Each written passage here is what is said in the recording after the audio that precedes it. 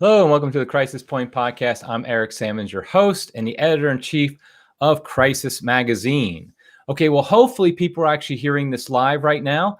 The reason I say that is because I'm using new software to stream the Crisis Point Podcast. For those who are listening through a podcast, an audio-only podcast, of course, it'll just be a recording, and you'll be able to listen to it normally, assuming it's recording as well. So basically, I'm using some new software. We're doing some new stuff. We're going to be streaming. We're streaming live to YouTube as we have been for a while. I'm also got set to stream live to Facebook. So if you want to go to, it would just be facebook.com/crisis magazine. And you can find us there streaming live. Of course, just subscribe to our Facebook page while you're there. Also, I'm going live, I think, to Twitter, and you can just find us there at twitter.com/crisismag. So twitter.com/crisismag, at crisismag if you're on Twitter. And hopefully we're streaming live. Also follow us there if you could.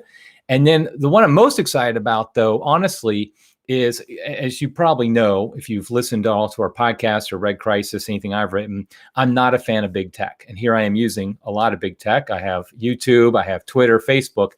But the one I'm most excited about, and hopefully it's, like I said, it's working, is we're streaming live to Odyssey. And that's Odyssee, Odyssey. And this is a relatively new video platform.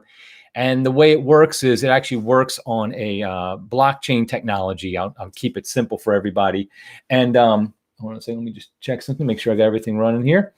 And so basically what's happening is that if we're streaming live on there, it's outside of big tech's control. It uses blockchain technology, so it can't be censored. It can't be really deleted or anything like that. Once it's on there permanently. And they're not going to take away if I say something against the narrative about COVID, for example. They're not going to delete me for that, like Twitter, Facebook, and YouTube all might do. I hear the new CEO of Twitter will probably be much worse than the old one as far as censoring. So we'll see how long we last on that. So if you want to find us on there, it's odyssey.com, again, odyssey.com/@crisismag. I don't know why they put an app before it, but it's /@crisismag. Okay, so basically, if you could like and subscribe to us on any of those channels, anyone that you prefer. I mean, I prefer the non big tech ones, but I'm on Facebook, I'm on Twitter, I'm on YouTube, so I understand people are on those as well, and that's where most people are. And so I just ask you to like and subscribe to our channels at the various locations, wherever you prefer to do that. Also, this is another exciting thing. We will get to the topic of the podcast before too long. Another exciting thing is I sometimes mention to donate to Crisis Magazine. Today I'm recording this live on Giving Tuesday, so I think I'm required by law these days to say, please give to us. So I'm going to do that. Just go to crisismagazine.com/support to donate to Crisis Magazine. But what I'm excited about is a few podcasts ago, I think it was my podcast on Bitcoin, I mentioned that you cannot donate to Crisis Magazine using cryptocurrency yet. However, now you can. We've got it set up. So if you just go to crisismagazine.com/support, there will be a link to donate by credit card, but there's also, and I think PayPal, I can't remember now, but also a link to donate via cryptocurrency. We have a number of different cryptocurrencies, Bitcoin and Ethereum and some others that you can donate using. So I'm excited about that because I am a geek about cryptocurrency. I know not most people aren't yet, but you will be. So anyway, so feel free to donate with cryptocurrency here on Giving Tuesday. We don't have any special thing where all of a sudden you get, all your donations are matched or anything like that. So just give and we'll appreciate it. So that should be good. Okay, so I'm also not sure if I'm seeing the chat comments on this new software. So if anybody wants to put something in the chat, maybe it'll show up here, maybe it won't, and we'll find out if that part works. I really like that feature, so hopefully I'll be able to see those here. Now, let's go ahead and get to our actual topic of this podcast, which is, I call it, I'm titling this Fear as a Means of Control. I think we all kind of know mainly what I'm going to be talking about is the fact that fear has been a driving force in our political discussions over the past, what is it now, 18, 19 months since COVID started. But I want to go broader than that and just talk about generally how this is happening, how fear is being used as a means to control us both in politics in the world, but also in the church. And I thought of this because last week, right after Thanksgiving, we had the Omicron variant dropped, as people said. I mean, basically, all of a sudden, now we have this new variant that we're all supposed to be very afraid of. And people were freaking out about it. I mean, I saw these people. I mean, one guy who's a big fear monger about COVID on Twitter, he's a doctor or something. He was like, "Oh my God," is how he started off his tweet. Like, he's just so afraid. Another person said, "I've been working in a hospital since this began, one of the largest hospitals. We see all these different types of people. I haven't been afraid before, but now I'm afraid." And it was basically just saying we need to be afraid, very afraid. All the corporate press, all of its talking about this was basically saying that we need to be afraid because the Omicron variant. Now, first, I think a lot of people notice that. How do we get to Omicron? We felt like Delta was the last big one. If you know the Greek alphabet at all, there's a number of letters between Delta and Omicron. And actually, they only skipped two, I found out. They only skipped two names. They skipped the new variant, NU, because they did have a MU. I know Greek scholars, I know it's not actually MU. But anyway, they did have that one. And they did have one. I guess it wasn't a big deal. But now they wanted to skip new, the WHO said, they're the ones who named these. They want to skip new because it sounded too much like new, N-E-W. And they wanted to skip Chi, which looks like XI, because they were afraid of that being offensive. And the point was, who would it be offensive to? I guess it's a very common last name, they said, for Chinese people. But more importantly, it's also the last name of the current Chinese leader. And so they didn't want to have that because they didn't want to have an offensive name that made it sound like it was connected to him. Anyway, back to the Omicron variant. We had a sell-off on Wall Street when this was announced. This was on Black Friday, and they announced that there was actually we found there was a sell-off because people were panicked, and mostly Wall Street was panicked because they thought it would bring about new lockdowns, and obviously lockdowns are going to be terrible for business, and so that was another problem. But the fact is, we had almost no information about the Omicron variant at this time. And basically, though, people still were like, okay, we have to assume the worst. We have to make everybody afraid as much as possible. And really, the reason why they wanted people in fear. Now, I will say there's different reasons. The corporate press, I call them the corporate press because they're not the mainstream media because they're not mainstream anymore. But the corporate press, they wanted this to be driven by fear because that sells, soda pop and cars and phones and whoever else is advertising with them. So they push fear primarily because it sells. It gets people to click on their articles. If you have a very fear-driven headline and talk about how we should all be afraid, people will click on that. Now, I think, though, for many of the political elites, it's another chance to express control because they sense when things start slipping, when their narrative starts slipping, when people stop doing exactly what they're told to do, they sense that. And so they essentially decide, okay, we need to do something in order to make it happen. So in order to make it so that people are afraid and do what we say. Sorry, I got distracted there for a second. And we see that, for example, in the statement by President Biden on the Omicron variant, which came out on the day after Thanksgiving when it first was announced. And he said, I have two important messages for the American people and one for the world community. The first message was, the best way to strengthen your protection if you are already vaccinated is to get a booster shot as soon as you're eligible. So push the vaccine, the booster. Second, for those not yet fully vaccinated, get vaccinated today. And third, for the world community, the news about this new variant should make it clearer than ever why this pandemic will not end until we have global vaccinations. So basically, he just wanted to promote vaccinations. He just wanted to promote that we all need to get vaccinated because that's a means of control. And that's really what it is. The reason I say it's a means of control is because scientifically, it has not been shown that these vaccinations, first of all, they don't keep you from getting COVID. They don't keep you from spreading COVID. They might get you have lesser symptoms. That is possible.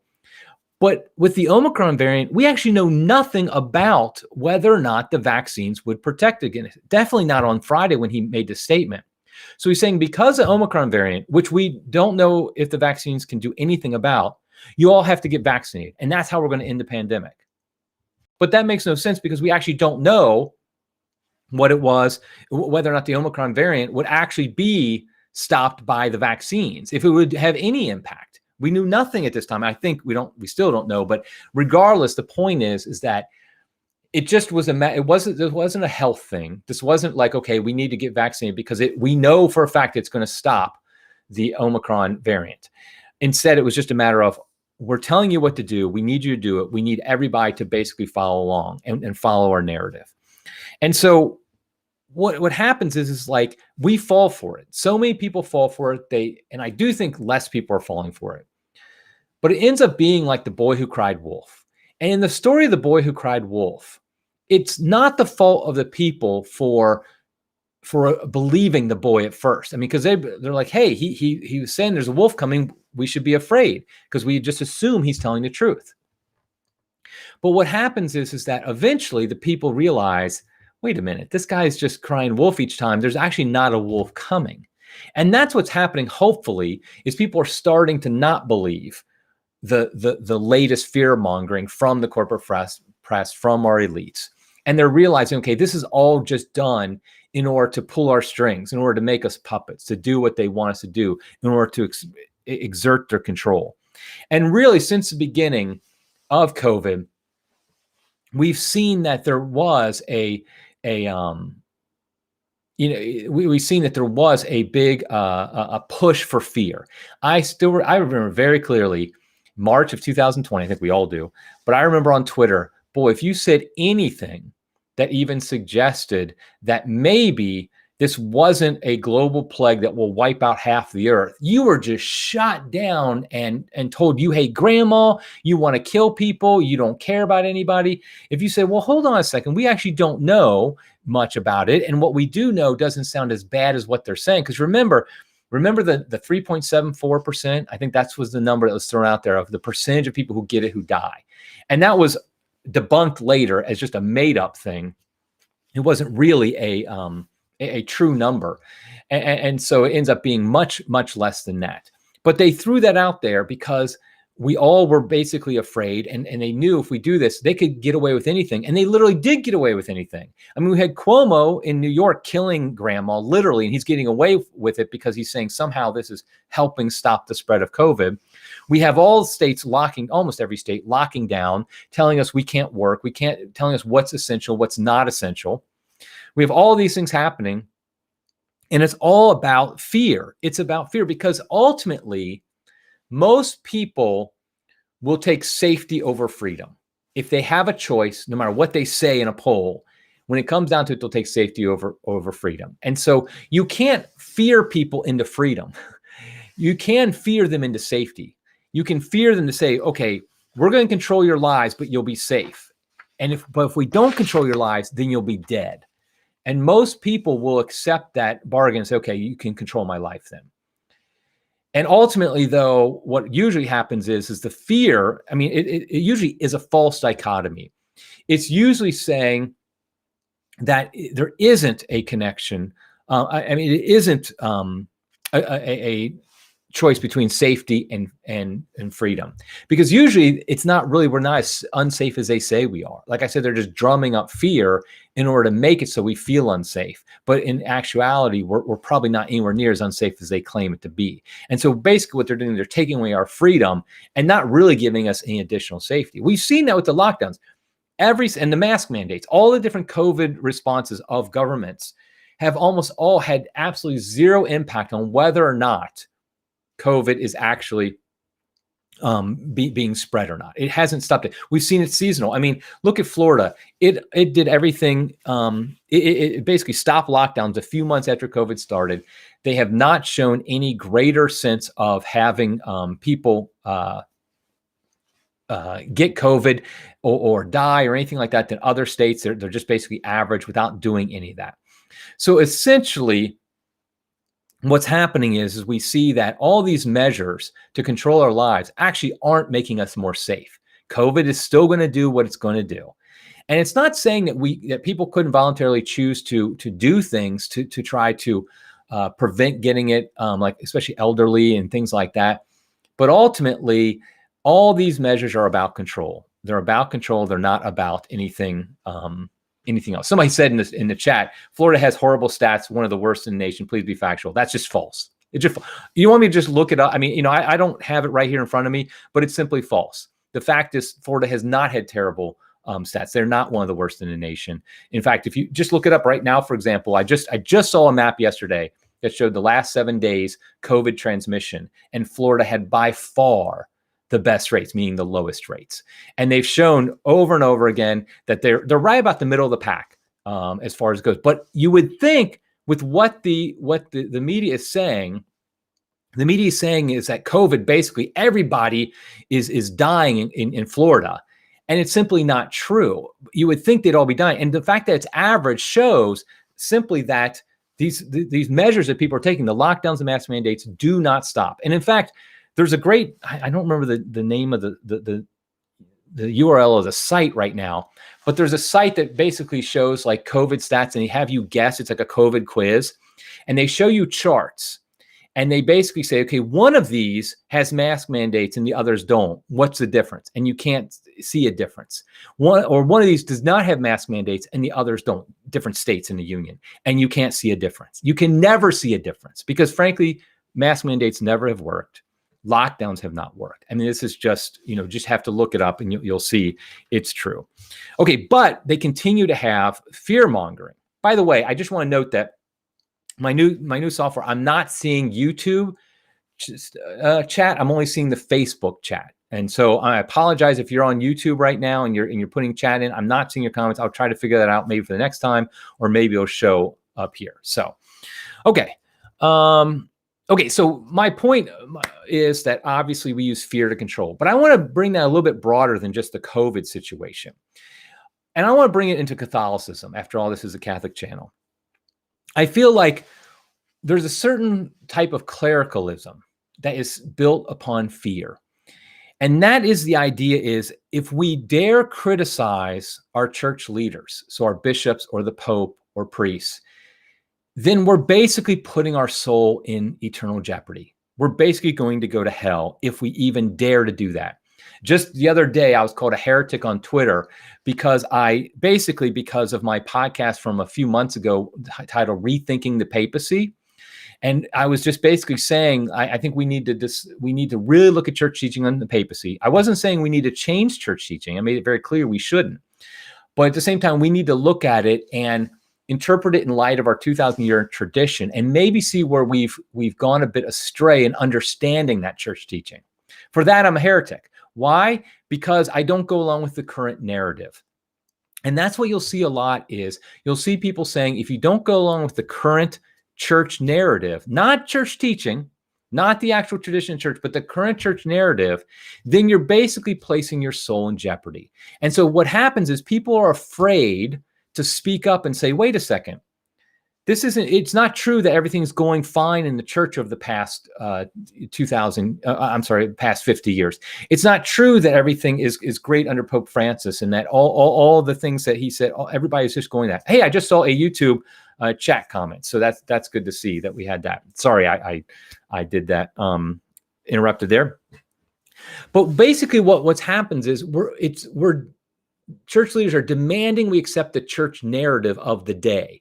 Not necessarily church teaching, but the church narrative. For example, that the new mass has been a great flourishing in the church. A new springtime has arisen because of Vatican II. That everything about Vatican II is the super council in which we interpret every other council, every other church teaching is always influenced through Vatican II. These things are told to us. If we don't accept this, if we don't go along with this, then we're told basically we're putting our salvation in jeopardy. There's a line from Vatican II that talks about that we must give submission of mind and will to the church. And this has been used as a hammer to tell people, if you don't do this in the way I want you to do it, is what they really mean, then you are putting your soul in jeopardy. You could potentially go to hell. And so this idea of any criticism of the church, that if we don't go along with what the church, the current church narrative is, that we're endangering our soul. That's another case of fear, be using fear to control us. Now, I'm not saying, just to be clear, I'm not saying we don't go along with church teaching. Of course we do. We go along with the official church teaching because that is something that Christ gave us, because we do want to follow, obviously, Christ, and he gives us his teachings through the church. But there's a difference between following church teaching and following the current narrative. The current narrative says we have to embrace everything about the new evangelization and the new mass and everything new. We have to also accept everything that the Pope Francis says about politics, about different ways.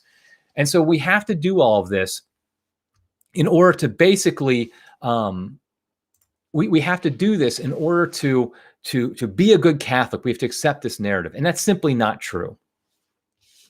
And so what is it, though, that we should be afraid of? I said fear is a means of control. There is something that we should have we should be afraid of. And what is it? What are we supposed to be afraid of? Well, our Lord told us in Matthew chapter 10, he says, so have no fear of them. And he's talking about people who are, this is the context is, he's talking about people who will persecute Catholics, persecute his followers.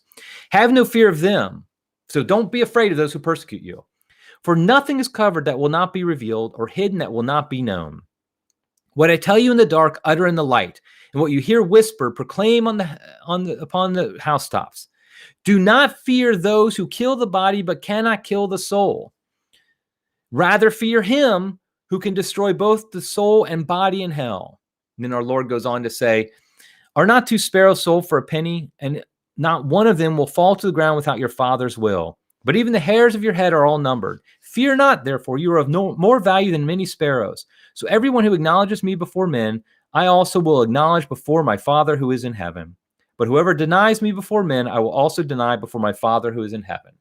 And so basically, our Lord is saying we only should fear him who can destroy both the soul and body in hell. And so what he's basically saying is we should only fear damnation. That is the only thing Catholics should be afraid of, is eternal damnation, nothing else. And so when we're told that, okay, if you don't do all these things that the state tells you have to do, then people will die, we don't have to automatically be afraid that, oh, somebody might die. Because the fact is, since the beginning of time, since the fall, I should say, people have died of disease and illness. We can't act like everything revolves around that. I literally saw somebody, I think it was on Facebook, who compared COVID to the Holocaust, because they said, oh, over 5 million people have died from COVID, have been killed by COVID. They said killed, not died from. They said killed by COVID, as if COVID is some sentient being that goes out and kills people. And then she compared that to the Holocaust, the Jewish Holocaust, and basically equating them, which is just ludicrous.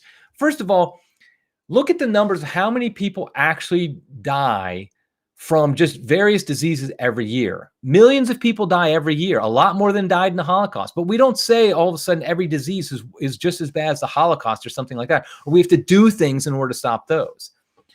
It's basically just driving up fear of this one particular virus and saying that's the most important thing. But we know the most important thing is eternal salvation. It's not the health of our body. Now, yes, we are supposed to stay healthy. I'm not saying go out and try to get COVID or something like that. I'm not saying don't, cough when you have COVID, go out and start coughing on people. Of course not. We take our reasonable means to protect others, just like we do with any other virus. When I have the flu, I don't go to mass. When I have COVID, when I had COVID, I didn't go to mass. We do these reasonable things. I didn't go over to my elderly parents' house for a while when I had COVID. We do reasonable things. At the same time, though, we don't let our whole lives run around COVID and act like it's the end-all, be-all of the world. And the most important thing, the only thing we're supposed to fear is damnation. So now, that being said, so we shouldn't let fear drive us when we come to political decisions. By the way, most terrible laws are passed due to fear. Like this infrastructure bill that they just passed recently, which is just a disaster. It was all like, we have to rush, we have to do this or else, and then insert the fear mongering after that. Whenever they're rushing a bill, it's always or else fear mongering. And the same thing here is happening with COVID, and you see it in the church. If we don't go along with the church narrative, then I don't know, these bad things will happen as if they're not already happening anyway.